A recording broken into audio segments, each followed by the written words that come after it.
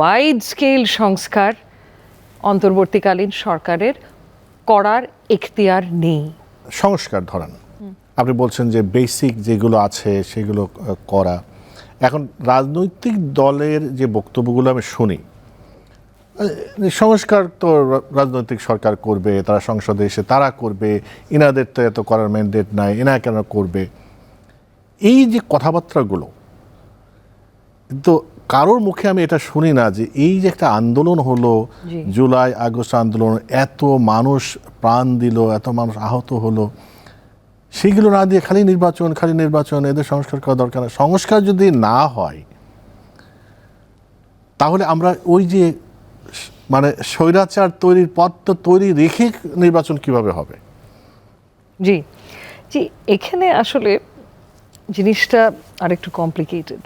কারণ সংস্কার কিন্তু করলেই হবে না, সংস্কারটা টেকসই হতে হবে, সাস্টেইনেবল। এবং সাস্টেইনেবল তখনই হবে যদি একটা রাজনৈতিক ঐক্যমতের ভিত্তিতে সংস্কারটা হয়।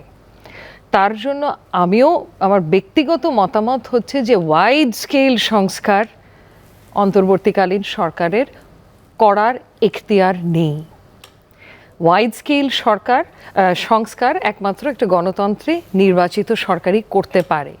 এছাড়া যদি করে ফেলে অন্তর্বর্তীকালীন সরকার, তাহলে এটা পরে গিয়ে প্রশ্নবিদ্ধ হবে, বাতিল হয়ে যাবে নির্বাচিত সরকার যখন আসবে।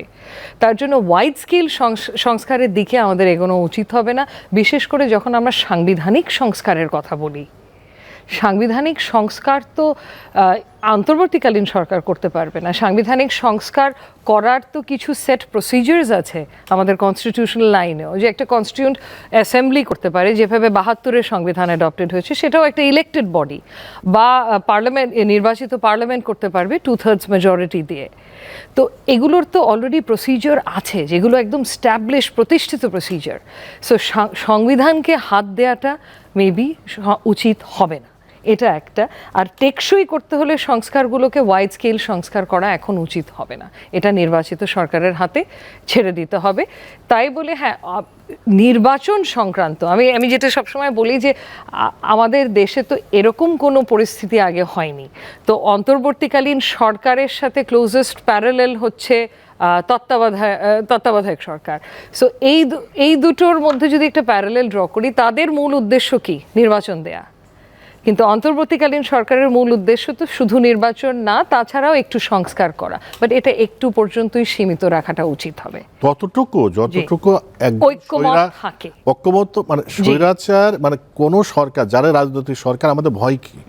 আমাদের ভয় হচ্ছে যে রাজনৈতিক সরকার এসে এমন কিছু করে যারা স্বৈরাচার পরিণত হয় বা ফ্যাসিস্ট সরকারে পরিণত হয়, সেইটা যাতে না হয়, জনগণের সরকার যাতে হয়, সেই রকম টেকসই মানে সংস্কার করা। তত্ত্বাবধায়ক সরকার হতে পারে, ভোটের অধিকার যেগুলো আমরা বলছি, সেটা তো করতে দিতে হবে। কিছু বেসিক না, অ্যাবসলিউটলি কিছু বেসিক তো করতে দিতে হবে, কিন্তু বাকিগুলো কিন্তু করেও লাভ হবে না, কারণ এগুলো বাতিল হয়ে যাবে।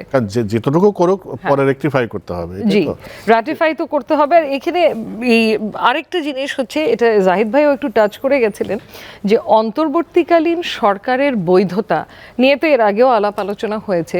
সো আমি একটু লিগ্যাল অ্যাসপেক্টে শেয়ার করি, যে আমাদের দেশের যে কনস্টিটিউশনাল ল, সেটা কিন্তু শুধু সীমিত নয় আমাদের সংবিধানের লিখিত যে শব্দ আছে সেটা পর্যন্ত। এটার মধ্যে একটা ডক্ট্রিন আছে যেটাকে আমরা বলি ডক্ট্রিন অফ নেসেসিটি, এবং এই ডক্ট্রিন অফ নেসেসিটি কিন্তু অন্তর্বর্তীকালীন সরকারকে তাদের সাংবিধানিক বৈধতাটা দিয়েছে, যে নেসেসিটির কারণে এরকম পরিস্থিতিতে এই সংবিধানের বাইরে গিয়ে এটা করলেও এটা অসাংবিধানিক বলে বিবেচনা করা হবে না, গণনা করা হবে না।